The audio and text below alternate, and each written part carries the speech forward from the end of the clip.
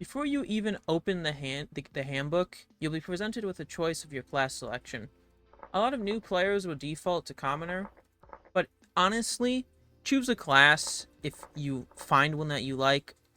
It'll incentivize you to play a certain way and do certain things, and can really enhance your experience by having a goal or a role that you play as, especially if you're in a group and you can dictate what you want to do and kind of playstyle choices depending on your personality. Next thing to note is that no matter what you find, always mark it. Resin trees, surface bits, your traders, always make sure to mark everything in case you forget, because nothing in this game is useless. Important thing to mention is you cannot freeze in a room. As you can see, I'm up here, super high in the world, and over here it's negative 9C. I'm starting to die and take damage because I'm freezing. If I go inside a room, not only does the hunger debuff disappear, but it'll also start heating up. So, if you're ever out and about in the winter, or anything, and you're going to start freezing to death, just plop yourself in a hole, wait a little bit, and you're good as new. Important thing to note as well is that the self-heating is actually not tied to rooms, it's tied to being sealed. So, if you're in a big enclosure, you'll still be fine. You still will maintain the hunger debuff though. Another thing to mention is that all creatures can see through walls. How the game detects things is basically it has a big box around it, and if you're in that big box, it sees you. If you're out of it, it can't. I'll demonstrate that here with this chicken. It'll flee when I get close. See? When I'm around here. But even if I blocked its line of sight from me, and I go far away, and you can see it, it'll calm down. If I get close again, it freaks out again, even though it very clearly couldn't see me. So yeah. So if you ever think you're gonna bullshit killed through a bear through a mountain, yep, that's just how it works. When it comes to rifts, an important thing to mention about them is that just like drifters, or really any entity in the game, they function with light level as spawn protection. The handbook does mention torchlight, but any light will do. Another thing to note is that rooms that are in the 14 by 14 limit prevent rift spawns. A rift cannot spawn in a house. So, if you want to be a bit more stingy on your light, lighting the outside of your house more than the inside of your house will actually prevent more spawns than if you just lit up the inside of your house and then just let all the spawns happen on the outside. Another important thing the handbook doesn't mention is that a lot of these ruins that you find have secret stuff. For instance, down here, you got a whole secret room full of vessels, and even down over here, got a little chest with some goodies for you.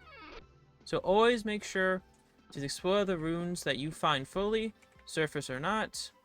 Okay, the next thing to note is how meal making actually prevents hunger drain. So this is 2 red meat, and this is a red meat stew that uses 2 red meat. Same deal, same thing. First of all, this is giving way more satiation, 50% more, which is a big deal. See this? While this did fill me up a bit, I'm still losing hunger. As you can see, as I move around, I'm losing hunger still. Alright? But, if I eat some of this meal, it completely pauses all hunger drain. So I can do as much as I want. I can frolic in full plate armor, while punching and breaking things, while injured, and I'm not going to lose any satiation. You can abuse this by basically anytime you want to do anything that's labor intensive, such as mining, building, or like swimming. Eat a meal, and you got 30 seconds for every 100 satiation of just free travel, free activity without any hunger drain. Alright, finally we're going to go over bees. Put it pretty simply, bees aren't too difficult, but a big important thing to mention is how bees actually attract to skeps, right? This setup is fine, right? You got your flowers, you got your bees, you got your skeps, right? There's like 7 flowers here, which is fine. It'll be slow, but it's fine. The big issue is that skeps do not share 6 flowers. So, while this would work, if I place even one more skep, the bee won't populate either skep because there's not enough flowers. I will have to place 6 more flowers for this to even function. But also another thing to mention as well, beehives, is they see through blocks. So if I did this, if I put this flower here, and then I completely entomb it, the bees will still count it, even though it's not updating right now, but it's fine. The bees will still count it. So if you are making a beehive farm thing, putting flowers underground as like an extra layer works like a charm. And I highly recommend doing that because it lets you get even more flowers in even less space. Okay, last thing we're going over is a bug that's probably being fixed sooner or later, and it's that the Blackguard sword and the Forlorn Estoc share the attack of the spear, not the Falx. What this results in is that the Falx is about 20% faster, as I will now demonstrate. The Blackguard sword clearly is more delayed. What this does, though, is it means you lose DPS using the sword. So it's almost always better to use an Iron Falx over the sword. And I don't think even any point in the game is it actually better to use the sword. Unfortunately, but it'll be fixed later. Alright, another thing to mention. 3 things elk related. First things first. Albino elks exist about a 1 in 50 when you get them. Second, what are they called? There you go, elk medallions. You need to put a medallion on an elk to own it. Oh. Oh. There we are. Okay. This marks on your map, and it also lets the bone flute work. I'll show in a second. Second is elks have 30 HP. But very important is that they will never ever lose that 30 HP instantly. They will always, I guess they maintain their momentum in water. Cool. But they will always end up with 6 HP, which you can then heal. I don't know, like putting a bandage on them and you will heal them up. You know it. Oh. They'll heal up in no time.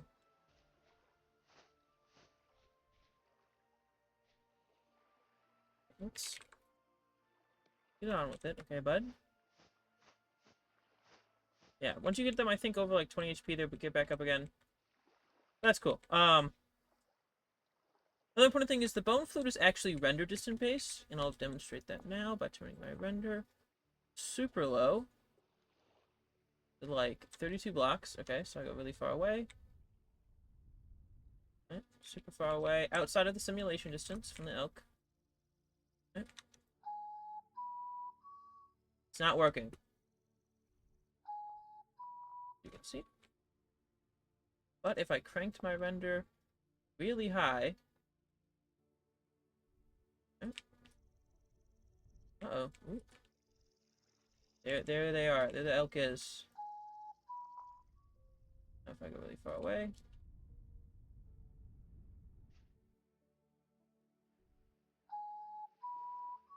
And see, teleports right away. So yeah, that's the big important thing about elks. Alright, when it comes to crops, something that they don't want you to know is that it really doesn't matter when you plant things, because every plant will give you its seed back if it's a 5 out of 5 or dies.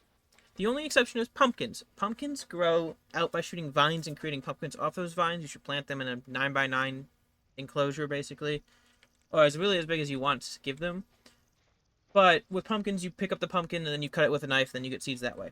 Anyways, for every other normal crop, a dead crop will give you the seed back guaranteed. See?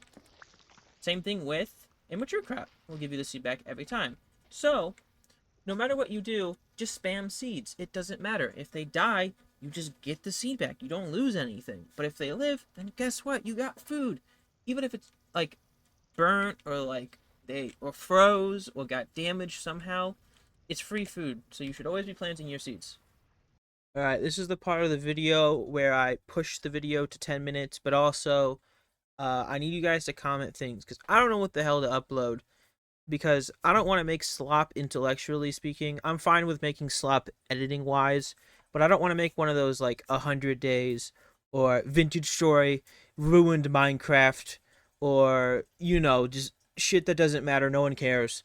Um, so I want to make quality, but I also have no idea what to do because like everything is already done.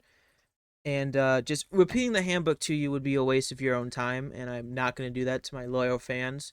So if there's anything that is like doesn't make sense, and you just can't find any information anywhere on it, I can try, or just like challenge videos and stuff.